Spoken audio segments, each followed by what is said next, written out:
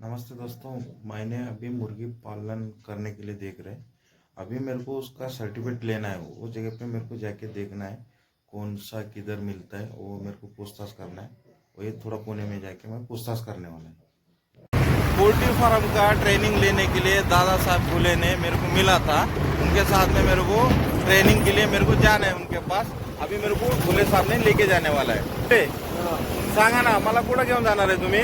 खडकीला खडकीमध्ये aunty केंद्र खडकी आणि highway Mumbai आणि पुणे ह्यावेळेला आहे ना? हा शिवाजीनगरच्या पुढं.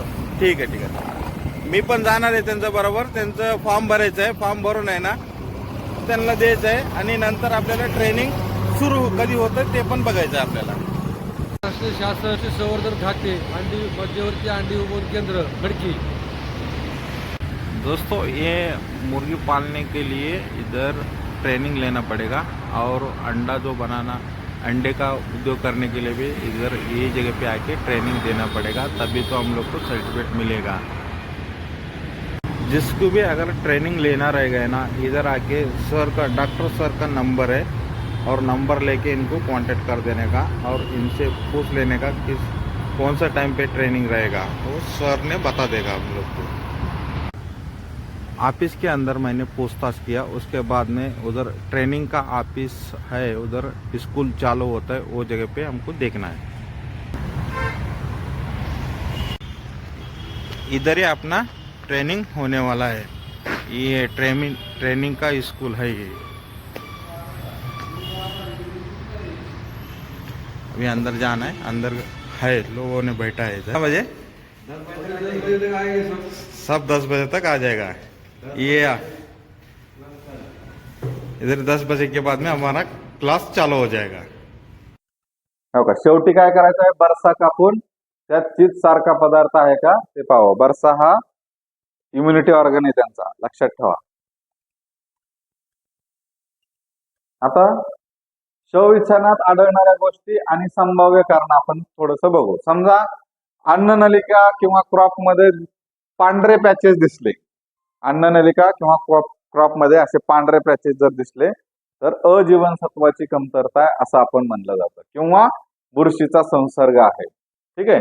आणि हेच पांढरे पॅचेस तोंडाच्या वरच्या आतील बाजूस व स्वरयंत्रात असतील तर देवी रोगाच्या त्या जखमा आहेत आपण असं समजतो. ठीक आहे. हे मोठा विषय बघायचा आहे का हे सगळं.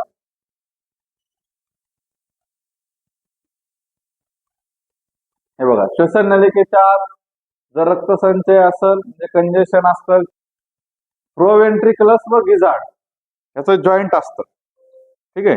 आणि प्रोव्हेंट्रिकुलर्स आणि गिजार्डच्या जॉईंटवर जर रक्तस्राव असेल तर हे बघा, कठीण व पांढरा पापुद्रा असलेलं यकृत जर असेल तर मी सांगत होतो की इकोलाय दिसतंय, पांढरा असा पापुद्रा, स्लिमी लेअर असते, आणि काढला त्या ह्याच्यावरचा लिव्हरचा, असे स्लिमी लेअर मस्त, म्हणजे जसं काय आपण मोबाईलला कसं कव्हर लावतो तसं कव्हर लावल्यासारखं ते निघतं असं कम्प्लीट, त्याला स्लिमी लेअर म्हणतो. ठीक आहे.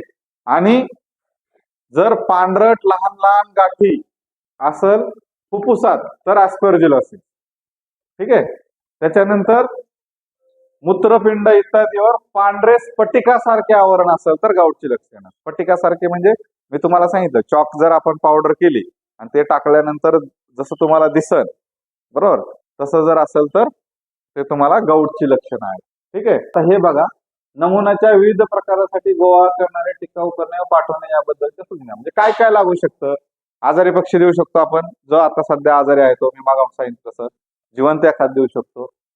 मृत पक्षी मेलेला पोस्टमॉर्टम साठी. त्याच्यानंतर प्रिझर्वेशन साठी अवयवाचा नमुना एखादा देऊ शकतो, किंवा ते म्हणले की लिव्हरच द्या, तेवढ्यासाठीच आपण, म्हणजे हिस्टोपॅथॉलॉजी, प्रिझर्वेशन म्हणजे हिस्टोपॅथॉलॉजी. ठीक आहे. त्यानंतर रक्ताचे नमुने काढून देऊ शकतो. रक्तामध्ये 2 प्रकार आहेत, एक सिरम, बरोबर, आणि दुसरं प्लाझ्मा. सिरम म्हणजे काय, दोन्हीत फरक एकच सांगतो की ज्याच्यामध्ये रक्त तेच, अँटीकॉग्युलंट टाकलं की जे जमा होतं ते प्लाझ्मा, आणि अँटीकॉग्युलंट म्हणजे न टाकता जे जमा होतं त्याला रक्तजल किंवा सिरम असं म्हणतात. बस एवढाच फरक आहे. त्या शेड पासून व पाण्याच्या विहिरीपासून कमीत कमी 150 फूट लांब असली पाहिजे, जे आपल्याला पुरायचं आहे ते. ठीक आहे. त्यानंतर जागा पाण्याची मित्र होणारी असावी. पाणी साचण्याची शक्यता असलेली जागा टाळावी. जागा शवविच्छेदन खोलीच्या आणि बघा पचनीय ऊर्जा चिक मॅश मध्ये 2700, ग्रोअर मध्ये 2600, लेअर मध्ये 2700. डिफरन्स इथं असतो जास्त. आता हे बदललंय. बॉयलर फिनिशर मध्ये आपण जवळजवळ 3300 पर्यंत गेलोय एनर्जी मध्ये. हे 2900 आणि इकडे बॉयलर फिनिशर मध्ये, कारण कार्बोहायड्रेट जास्त खाऊ घातलं की पटापट वजन वाढली जातात. ठीक आहे. कोंबड्यांच्या खाद्यामध्ये पिष्टमय पदार्थाचे प्रमाण सर्वात जास्त असते. किती असते? 60 ते 70%. कशामुळं? एक तर आपल्याला एनर्जी भरपूर पाहिजे असते म्हणून एक. दुसरी गोष्ट, तुलनेनं प्रोटीनच्या स्वस्त असतं.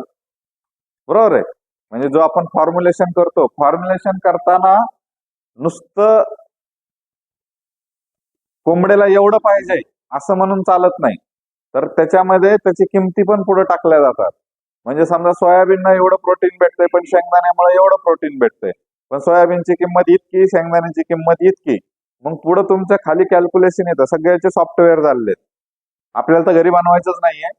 सुरुवातीच्या काळामध्ये तर माझं स्पष्ट मत आहे की जोपर्यंत आपण 2, 3, 4, 5 बॅचेस काढत नाहीत तोपर्यंत कुठलीही रिस्क असल्या गोष्टी घेत बसायचं नाही तर मग त्याच्या आपल्याला पूर्ण नॉलेज असायला पाहिजे. कारण खाद्य हा खूप महत्वाचा घटक आहे. एकदा वजन वाढली नाहीत, एकदा जर काही त्याच्यामध्ये डिफेक्ट आला की मग तो सावरायला वेळच नसतो. त्याचा काळ कमी आहे ना, ते काय 10 वर्ष जगत नाही किंवा 10 वर्ष आपल्याला ठेवायचं नाही. ठीक आहे. 1 ग्रॅम पिष्टमय पदार्थापासून साधारणपणे 4 किलो कॅलरीज एवढी ऊर्जा निर्माण होते. प्रोटीनची त्याच्यापेक्षा जास्त होते, दुप्पट होते. 9 पर्यंत ऊर्जा तयार होते 1 किलो पासून.